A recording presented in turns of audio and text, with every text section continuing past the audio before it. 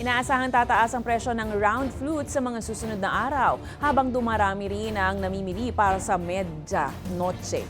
Ayon sa mga tindero sa Farmers Market sa Cubao, Quezon City, dadagsa pa ang mga mamimili at tataas ang demand ng prutas dahilan para sumirit din ang presyo dahil sa pagbaba ng supply. Sa ngayon, nasa 70 pesos kada kilo ang pakwan, 100 piso naman kada kilo ang melon, habang maglalaro sa 280 pesos hanggang 300 pesos kada kilo ang ubas.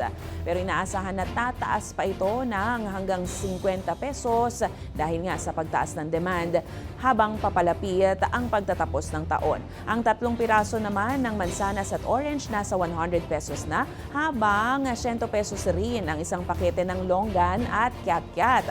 Pero paalala rin ng mga nagtitinda, hindi kailangan namang gumastos ng malaki para lang makumpleto ang tradisyonal na 13 round fruits.